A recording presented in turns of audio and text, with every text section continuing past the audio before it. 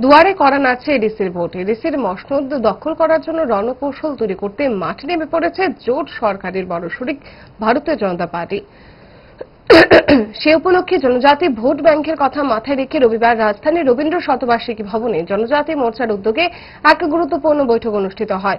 বৈঠকে অংশ নেন সমস্ত জনজাতি বিধায়ক, এডিসির সদস্যগণ, স্থানীয় সংস্থার নির্বাচিত সমস্ত জনজাতি জনপ্রতিনিধিরা এবং জনজাতি মোর্চার বিভিন্ন স্তরের কার্যকর্তারা। বৈঠকে উপস্থিত ছিলেন প্রদেশ বিজেপির সভাপতি তথা রাজ্যসভার সাংসদ রাজীব ভট্টাচার্য, বিজেপির প্রদেশ সাধারণ সম্পাদক বিপিন দেববর্মা সহ অন্যান্য কর্মকর্তাগণ। সংবাদ মাধ্যমের সামনে রাজীব ভট্টাচার্য বলেন, ভারতীয় জনতা পার্টির সরকার স্লোগান বা কথায় বিশ্বাসী নয়, কাজে বিশ্বাসী।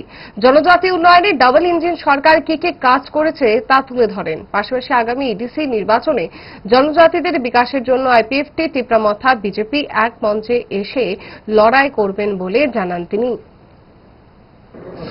জনজাতি বিকাশের জন্য শুধু কথাই নয়, স্লোগান নয়, জনজাতিদের সার্বিক বিকাশের জন্য বিভিন্ন পরিকল্পনা আমাদের এই রাজ্য সরকার রয়েছে। ইতিমধ্যে আমাদের দেশের যশস্বী প্রধানমন্ত্রী নরেন্দ্র মোদীজি যেখানে আমাদের যে জনজাতি ডিস্ট্রিক্ট রয়েছে, আমাদের ধলাই ডিস্ট্রিক্ট, সেই ধলাই ডিস্ট্রিক্টকে ইন্সপিরেশন ডিস্ট্রিক্ট ঘোষণা করে সেখানে আর্থিক প্যাকেজ এবং জনজাতিদের বিকাশের জন্য যা যা করণীয় সেই কাজগুলি করছে এবং আর্থিকভাবে সচ্ছলতা যাতে ফিরিয়ে আসে, চাহে এডুকেশনের পারপাসেই হোক, চাহে আমাদের জনজাতিদের উন্নয়নের বিকাশের ক্ষেত্রেই হোক, আমাদের দেশের যশস্বী প্রধানমন্ত্রী নরেন্দ্র মোদীজি যেভাবে আমাদের এই ত্রিপুরা রাজ্যকে ঢেলে সাজানোর জন্য কাজ করছেন, আমি আপনাদের মাধ্যমে আমার দেশের যশস্বী প্রধানমন্ত্রীকে ধন্যবাদ জানাই যে উনি আমাদের এই জনজাতিদের শিক্ষার জন্য একলব্য বিদ্যালয়, 18টা একলব্য বিদ্যালয়, যেখানে জনজাতি ছাত্রছাত্রীরা হোস্টেলে থেকে তাদের উচ্চ শিক্ষায় শিক্ষিত হতে পারে, তার ব্যবস্থা আমাদের মোদীজি আমাদেরকে দিয়েছেন।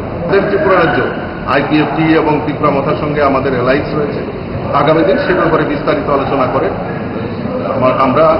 আমরা অ্যালায়েন্সে বিশ্বাস করি এবং আগামী দিন আমরা এই ত্রিপুরা রাজ্যের জনজাতিদের বিকাশের জন্য একসাথে সবাই মিলে আমরা একই প্ল্যাটফর্মে আমরা সবাই মিলে কাজ করি।